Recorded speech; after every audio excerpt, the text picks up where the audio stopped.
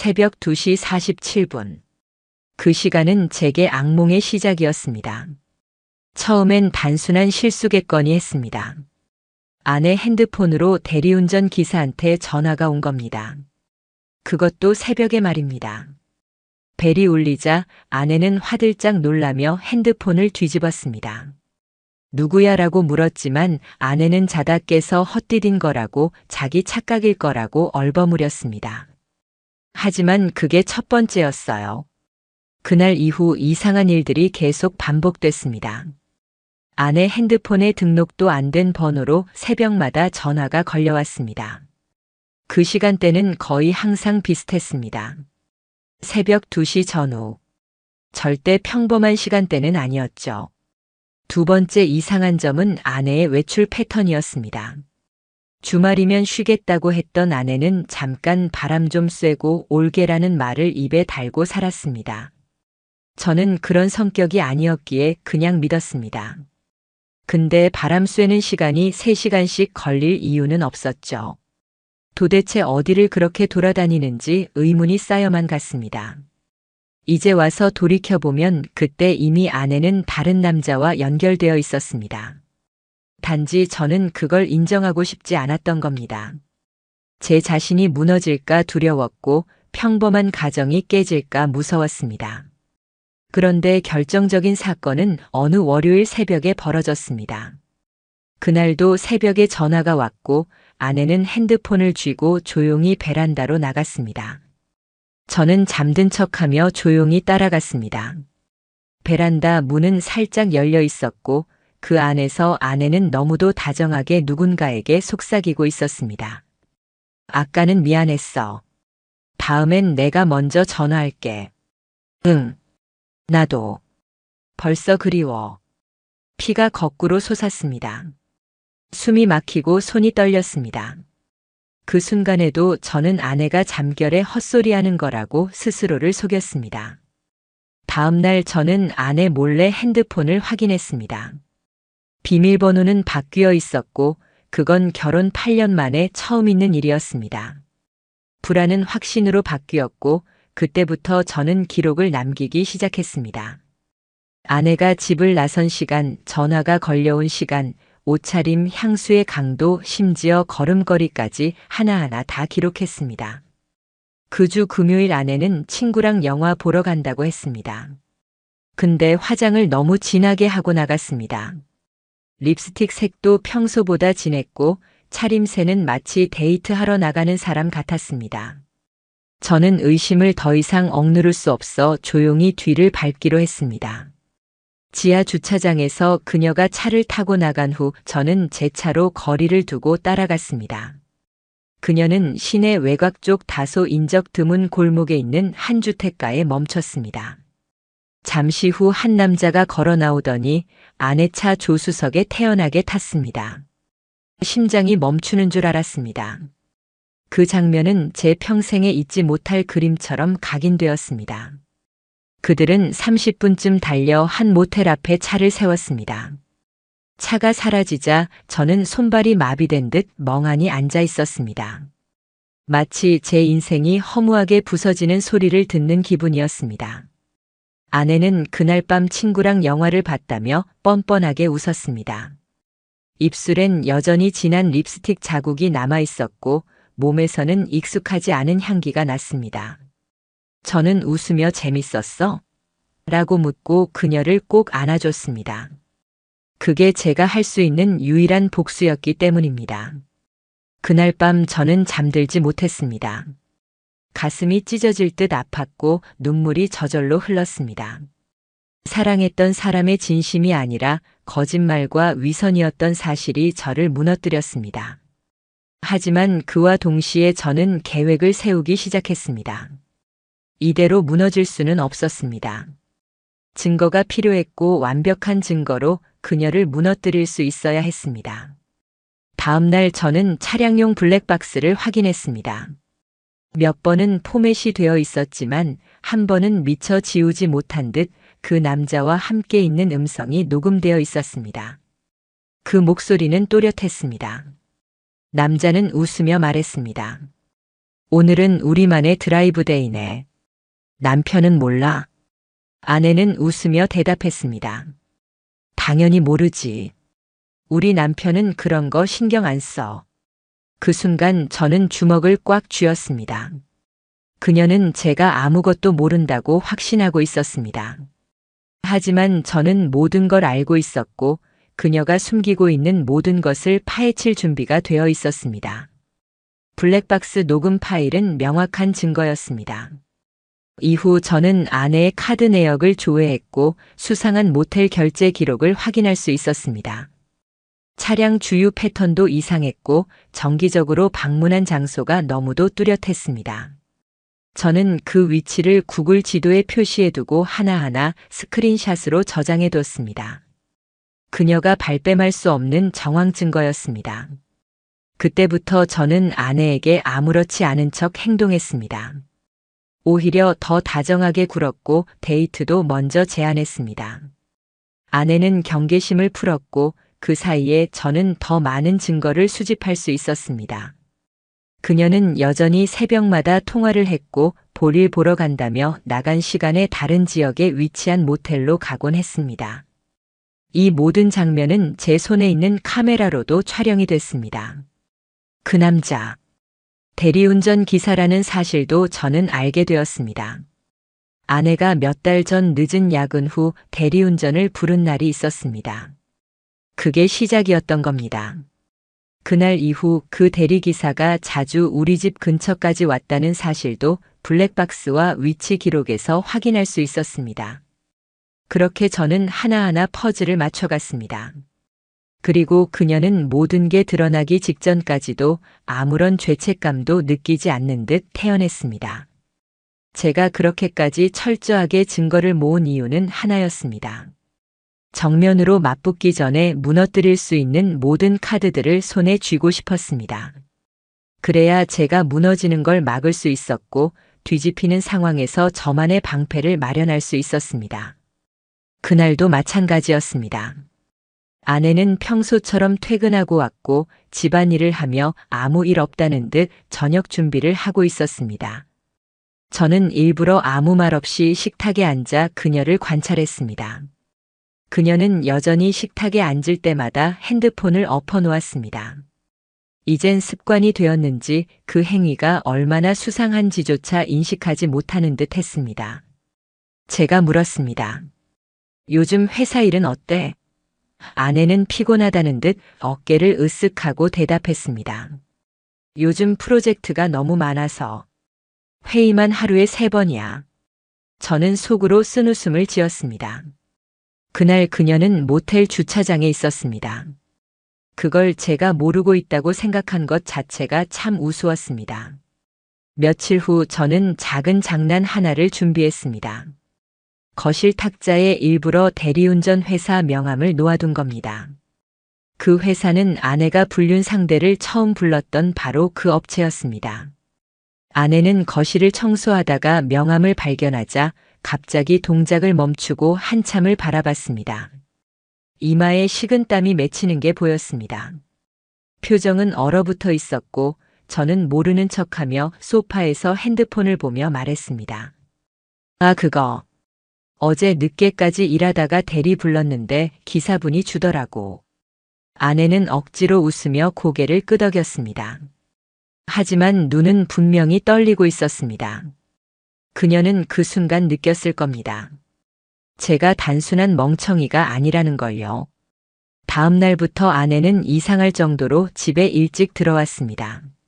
화장도 평소보다 옅었고 핸드폰도 자주 확인하지 않았습니다.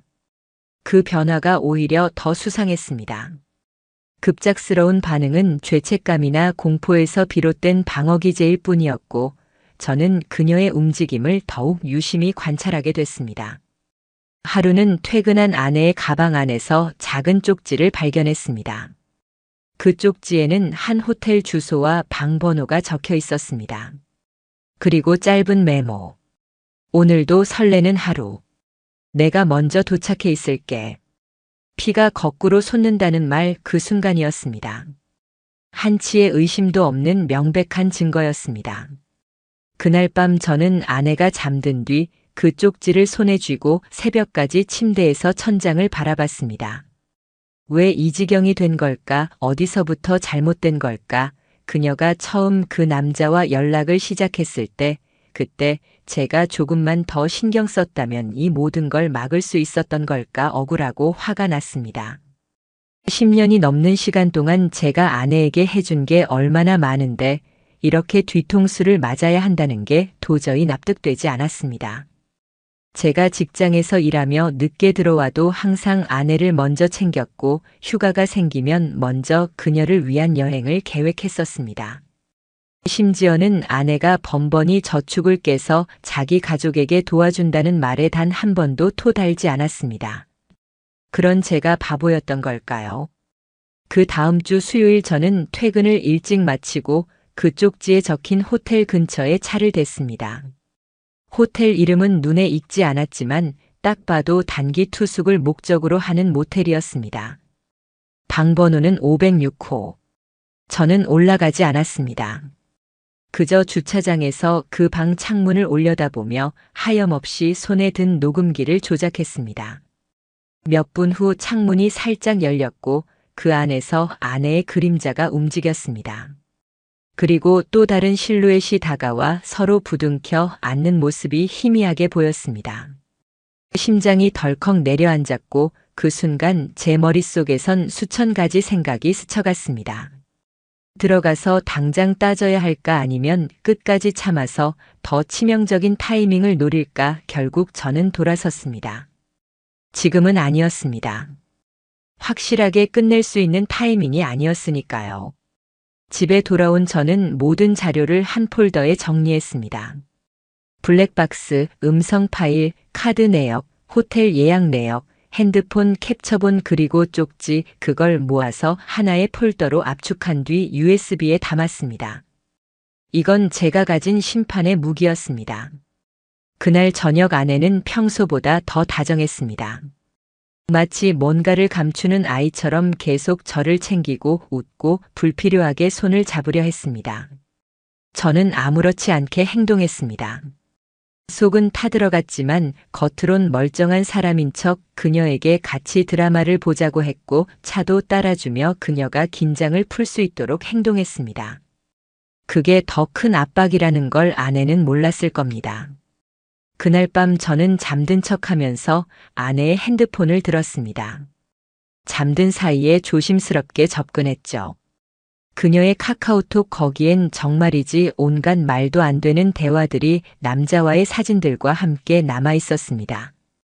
우리 다음엔 바닷가 펜션 가자. 너 없으면 진짜 못 살 것 같아. 오늘 남편한테 너무 미안하긴 했지만 그래도 널 보니까 다 잊혀졌어.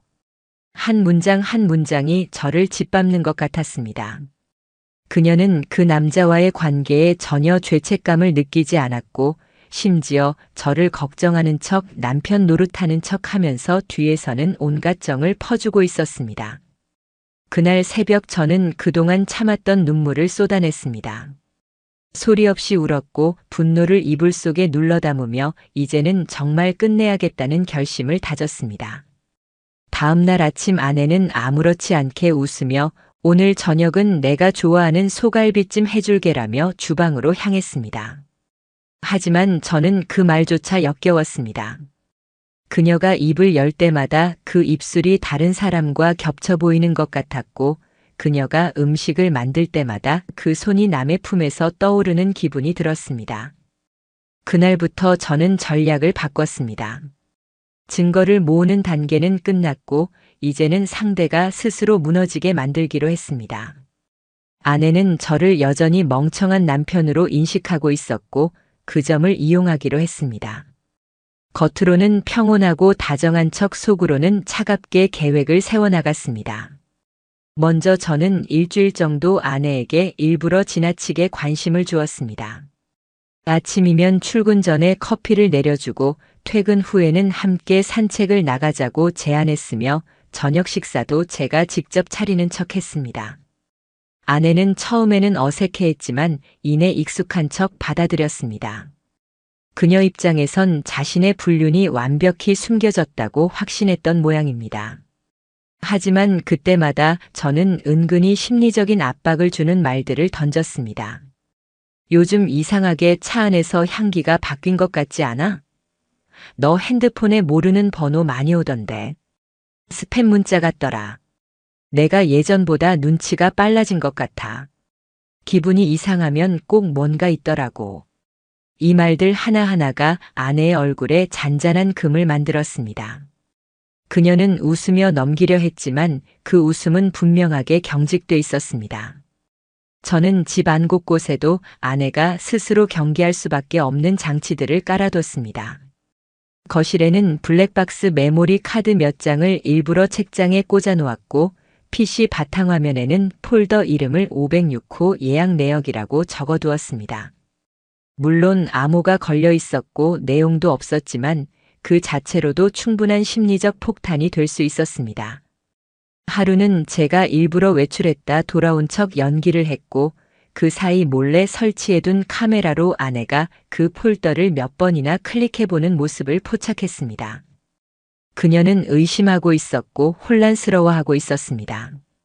제가 어디까지 알고 있는지 혹은 아무것도 모른 채 이상한 소리만 하고 있는 건지 확신하지 못한 채 스스로 무너져가고 있었던 겁니다. 그 모습이 마치 스스로 함정에 빠지는 쥐 같았습니다. 며칠 후 저는 일부러 회사에서 연차를 내고 아내가 외출하는 시간을 추적했습니다. 그날도 그녀는 은행 다녀온다며 집을 나섰고 저는 미리 주차장에 차를 대고 대기하고 있었습니다. 아내는 택시를 잡아 탔고 조금 떨어진 거리에서 대리운전 기사가 운전하는 차량이 그녀 앞에 멈췄습니다. 그 남자는 익숙한 듯 차 문을 열어 그녀를 반겼고 둘은 아무런 거리낌 없이 웃으며 출발했습니다. 그 모습을 보면서도 저는 웃을 수밖에 없었습니다. 이미 모든 걸 알고 있는 사람이 그들의 유치한 미래를 보는 건 우스운 코미디 영화를 보는 기분이었기 때문입니다. 그날 저는 그 남자의 신상을 전부 조사했습니다. 대리운전 회사에 로그인을 해두었던 PC에서 운행 기록과 고객 대응 이력을 조회했고 SNS 계정까지 추적해 그가 이전에 일했던 지역과 가족 관계까지 알아냈습니다. 그는 이혼남이었고 최근에 채무 문제로 몇 차례 소송을 당한 전적도 있었습니다. 그런 사람과 제 아내가 손잡고 다니며 웃고 있다는 게 비참함을 넘어 혐오스럽게 느껴졌습니다. 저는 그날 저녁 일부러 아내에게 이런 말을 꺼냈습니다. 우리 요즘 차 블랙박스 점검 안 한 지 꽤 됐지? 이번 주에 용량 좀 큰 걸로 바꿔야겠어. 혹시 모르잖아. 사고라도 나면 기록 남겨야 하니까. 아내는 젓가락을 든 채 움찔하더니 고개를 끄덕였습니다. 하지만 손이 살짝 떨리고 있었습니다. 그 말이 먹힌 겁니다. 그녀는 알고 있었습니다.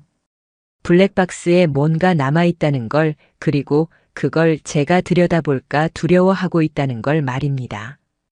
그날 밤 아내는 새벽까지 핸드폰을 붙잡고 있었고 거실을 서성이는 모습이 CCTV에 고스란히 남았습니다. 그녀는 수시로 무언가를 검색했고 블랙박스 초기화 방법이나 차량 메모리 삭제에 관한 정보를 찾아보고 있었습니다. 저는 그걸 보며 더 이상 망설일 필요가 없다고 느꼈습니다. 이제는 끝내야 할 때였습니다. 다음 날 저는 그녀가 퇴근하고 돌아온 시간에 맞춰 TV를 끈 상태로 거실에 앉아 있었습니다. 컴퓨터 화면은 꺼져 있었고 USB 하나가 책상 위에 놓여 있었습니다. 아내는 아무렇지 않게 현관문을 열고 들어왔고 제가 말했습니다. 우리 이야기 좀 하자. 그 말에 아내는 잠시 멈칫했고 눈이 USB를 향하는 순간 그녀의 표정은 일그러졌습니다.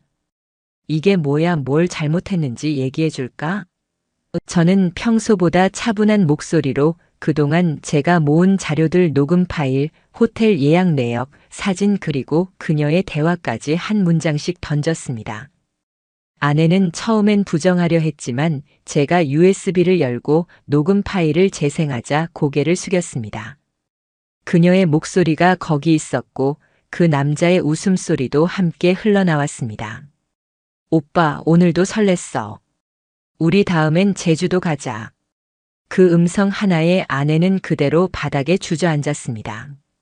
그리고 제 손을 붙잡고 울기 시작했습니다. 미안하다, 한순간의 실수였다, 감정이 없었다, 다시는 안 그러겠다, 온갖 변명을 쏟아냈습니다. 하지만 저는 그 어떤 말도 듣지 않았습니다. 이미 너무 많은 거짓말과 너무 많은 증오가 저를 짓눌러 버렸기 때문입니다. 저는 말했습니다. 오늘까지만 말할 기회를 줄게. 솔직하게 다 말하면 법적인 문제까지는 가지 않도록 해볼게. 그 순간 아내는 저를 올려다보며 말했습니다. 그 사람한텐 감정 없었어. 그냥 현실이 너무 지겨웠고 당신이 너무 무심해서 외로워서 잠깐 흔들린 것뿐이야. 이제는 변명조차도 지겨웠습니다. 현실이 지겨웠다고요. 그렇게 정성을 다해 살림을 챙기고 당신을 우선순위에 두며 살았던 제 삶은 뭐였던 걸까요? 그 말을 듣는 순간 가슴속에 눌러두었던 분노가 터질 것 같았지만 저는 이를 악물고 말했습니다. 그럼 그 외로움의 대가가 얼마나 큰지 보여줄게. 다음 날 아침 저는 변호사 사무실에 갔습니다. 전날 밤 USB에 있는 증거들을 정리해 출력하고 녹음 파일은 압축해서 전달할 준비까지 마쳐둔 상태였습니다. 충분합니다. 이 정도면 완벽해요. 변호사가 말했습니다. 혼인 파탄의 명백한 책임이 상대편에 있다는 걸 입증할 수 있어요. 게다가 위자료 청구도 가능합니다. 상간남한테도 별도로 민사소송 걸 수 있습니다. 그 말을 듣는 순간 마치 뇌를 얼음물에 담근 듯 정신이 또렷해졌습니다. 이건 단순한 이별이 아니었습니다. 제 삶을 짓밟은 사람들에게 대가를 안겨주는 정당한 절차였습니다. 집에 돌아오자 아내는 평소보다 조용했습니다. 거실에 앉아 책을 읽는 척했지만 그 손은 미세하게 떨리고 있었고 저와 눈을 마주치려 하지 않았습니다. 변호사 만나고 왔어. 그 말 한마디에 아내는 책을 떨어뜨렸습니다. 그녀의 손끝은 하얗게 질렸고 입술은 파르르 떨리고 있었습니다. 장난하지 마. 우리 다시 얘기할 수 있잖아. 저는 그 말을 듣고 고개를 천천히 저었습니다. 장난은 내가 먼저 시작했잖아. 이제 난 그 게임을 끝내는 중이야. 그녀는 울며 매달렸습니다. 하지만 저는 움직이지 않았습니다. 이미 돌이킬 수 없는 선을 넘은 건 그녀였습니다. 이틀 뒤 저는 상간남에게 내용 증명을 발송했습니다. 그의 실명과 주소, 대리운전 회사 정보, 아내와의 대화 캡처본 모든 걸 기입한 채 법적 절차에 따라 위자료 청구를 하겠다고 통보했습니다. 내용 증명이 도착한 바로 다음 날 그 남자에게서 전화가 걸려왔습니다. 제발 합의해 주시면 안 될까요? 저 그런 의도 아니었어요. 비열했습니다. 그토록 당당하게 웃던 사람이 이제 와서 목소리를 떨며 울먹인다는 게 참으로 우스웠습니다. 밥에 나는 지금까지 내가 웃으면서 내 가정을 짓밟던 장면을 수십 번 다시 봤어. 그게 전부 증거야. 그걸 법정에서 틀면 내 회사는 끝날걸. 저는 일부러 감정을 절제하며 말했습니다. 그에게 공포를 심어주는 게 목적이었기 때문입니다. 그리고 곧이어 아내의 회사에도 진실이 흘러갔습니다.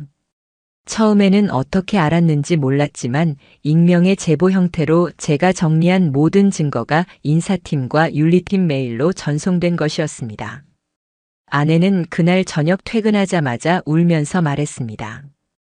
회사에서 징계위원회 열겠대.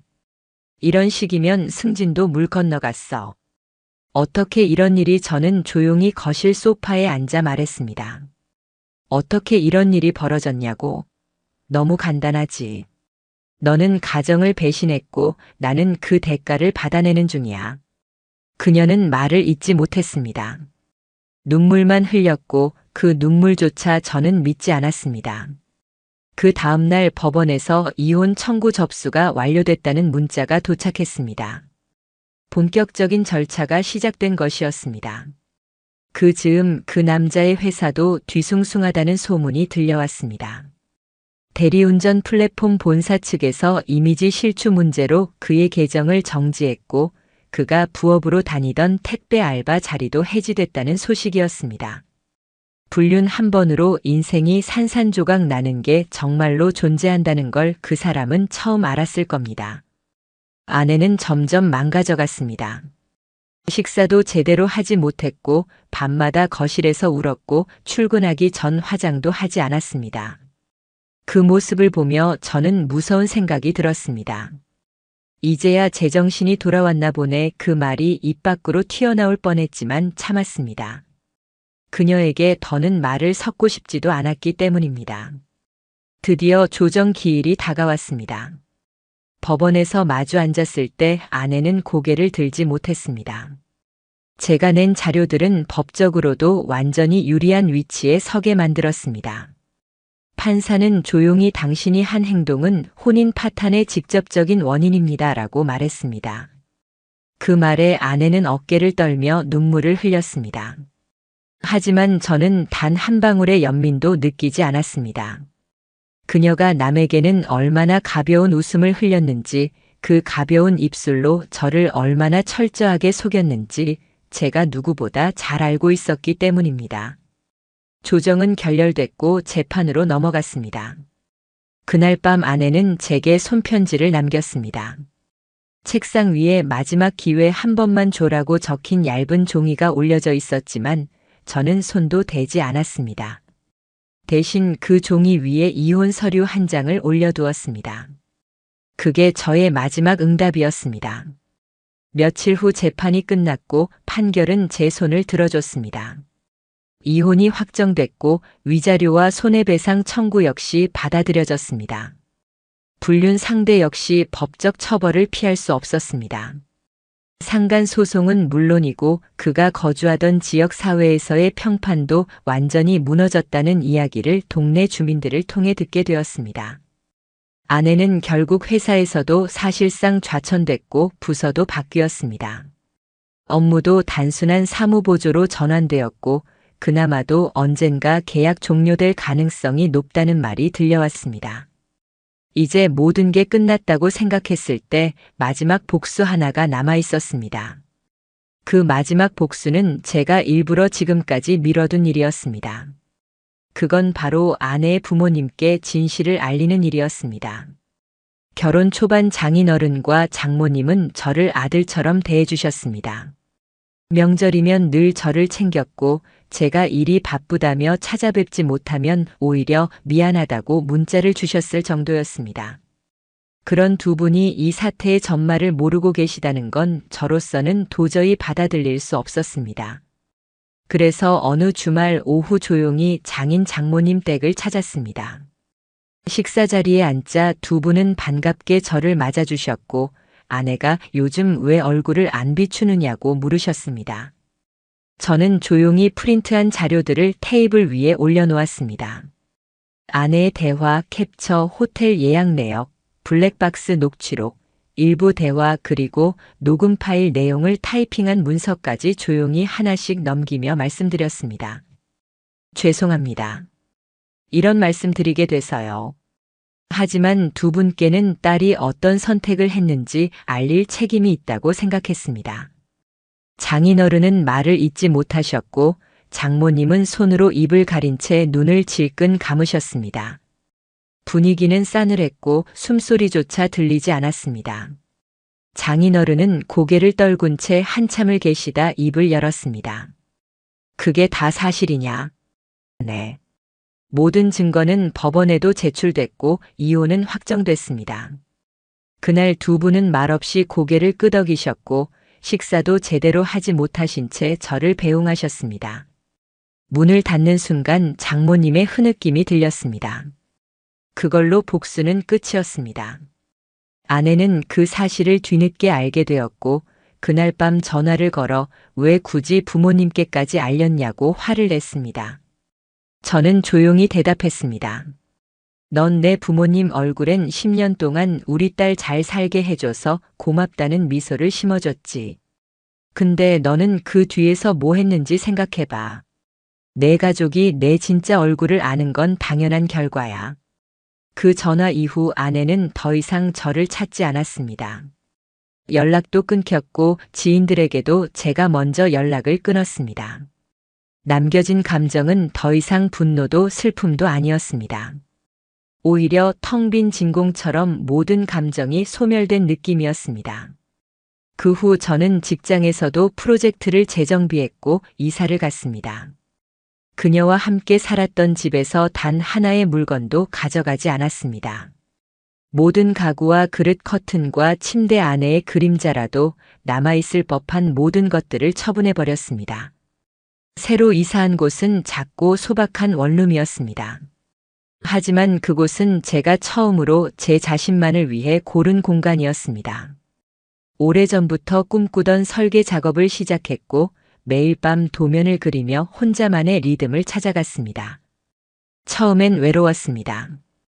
혼자 있는 시간이 낯설었고 누군가의 인기척이 없는 침실이 가끔은 무섭게 느껴졌습니다. 하지만 시간이 지날수록 제 삶은 조용히 제 궤도에 올라갔습니다. 누구에게도 휘둘리지 않고 거짓된 미소에 속지 않으며 제 감정을 숨기지 않아도 되는 삶이 조금씩 익숙해졌습니다. 하루는 우연히 아내와 함께 다녔던 카페 앞을 지나게 됐습니다. 그 앞에선 한 여자가 혼자 앉아 커피를 마시고 있었습니다. 순간 착각했습니다. 그녀였나 싶어서요. 하지만 아니었습니다. 그저 같은 긴 머리에 비슷한 옷차림을 한 다른 여자였습니다. 그걸 깨달은 순간 마음이 허탈하지 않았습니다. 오히려 스스로에게 말했습니다. 이젠 다 지나갔다. 그날 밤 저는 제 일기를 열고 한 줄을 적었습니다. 다시는 나를 속이게 하지 않겠다. 그리고 나도 내 감정을 속이지 않겠다. 시간이 흐른 뒤 지인들 몇몇은 저에게 다시 연애할 생각은 없냐고 물었습니다. 저는 웃으며 대답했습니다. 이젠 혼자가 편해요. 그게 불행한 게 아니라 오히려 가장 안정된 상태인 것 같아서요. 가끔은 외롭기도 했지만 그건 불행과는 다른 감정이었습니다. 불륜과 배신, 거짓과 위선에 찌든 사람 곁에서 의심하고 불안해하며 사는 것보단 훨씬 더 나은 선택이었습니다. 그리고 무엇보다 그녀와의 기억은 이제 더 이상 저를 흔들 수 없었습니다. 어느 날 핸드폰으로 문자 한 통이 도착했습니다. 보낸 사람은 아내였습니다. 미안해. 정말 후회하고 있어. 다시 돌아가고 싶어. 하지만 저는 답장하지 않았습니다. 그녀는 더 이상 제 삶에 어떤 감정도 움직이지 않는 지나간 그림자였으니까요. 그 문자를 지우며 마지막으로 스스로에게 말했습니다. 이제 나는 누구의 남편도 누구의 희생자도 아니다. 그저 나 자신으로 살아가는 사람일 뿐이다.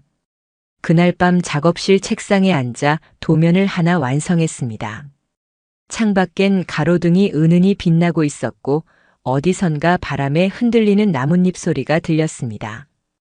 평화롭고 조용하고 정직한 밤이었습니다. 그것만으로도 충분했습니다.